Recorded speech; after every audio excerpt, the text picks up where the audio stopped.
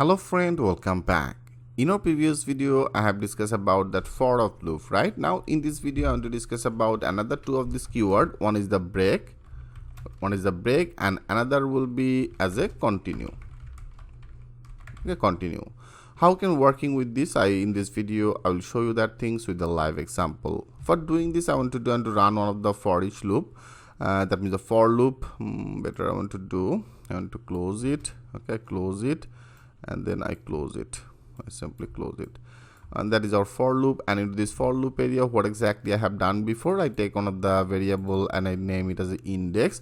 And right, I index, that means our initialized value here we have to set. So I set that initialized value as a 1. Okay, that will be for the 1 initialized value.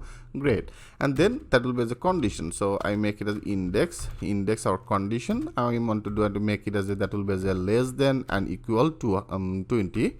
Okay, less than and equal 20, and then it will be incremented. That means this index will be incremented with our plus operator. So now I simply run it. That means automatically one by one that will be incremented. So now if you print it, that is a console log as index. If you now click as a save all, and now that should be print as a 20 time. Now click as a refresh. Now you can see it's now successfully run as a 1 2 3 to 20, which is totally fine. So now if you want to break it, like here after that 9 or after that 10, if you want to break some of the breakpoint in here, then how can do that work? For doing this, you have to do simply, you have to add one of the condition, another if condition, and into this if condition area, I want to do when our index, when this index will be equal 10, okay, but 10 or 9, whatever you choose. So I make it as a 10, and after the 10, I want to make it as a break. Okay, so that will be as a break keyword. I simply loaded this break keyword.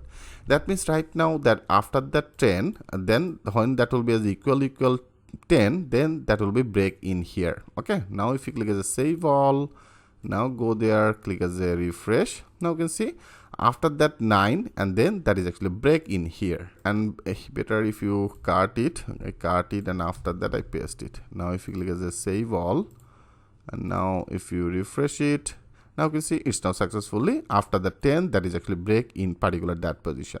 Great. And now our another keyword as a continue. Okay, I hope it's very much clear to you. That is started, that is our initialized value as a 1, and I make it as a 20. So if you want to break some of the line, then I just put on the if condition when our this index will be as equal 10, then that will be break. You can see after here it's not display our 20 result, but it's after the 10, that is our break. Okay, that means our this total loop is break. Great. And now if you want to work with the continue means actually if you want to escape some of the line, like here I want to escape that 9. Okay, 9 value I want to escape, or 8 value I want to escape. So if you want to escape it, you can escape it with our this continue keyword. I show you for doing this. I take it again, I cart it, and then in our this console here I want to paste it. Okay, and then I want to make it as a 10. After the 10, when it should be as equal 10, I want to use our another keyword as a continue keyword. Continue. Okay, continue keyword. So into this continue keyword, I simply add it, and now that is a console. If you now click as a save all, and now if you go click as a refresh, and now you can see that is a 9, and after that 9, there is a 10 is not visible in here, and then after that is actually continue as 11 12 13 to 20. Okay, I hope you get some of the idea how you working with the break and then continue. So friend, just simply remember, okay, when you use that break, what exactly that continue keyword, how can deal with it. Literally we'll do a lot of work with this, but right now simply understand that how, if you want to break some of the loop, how you can break it with the break keyword.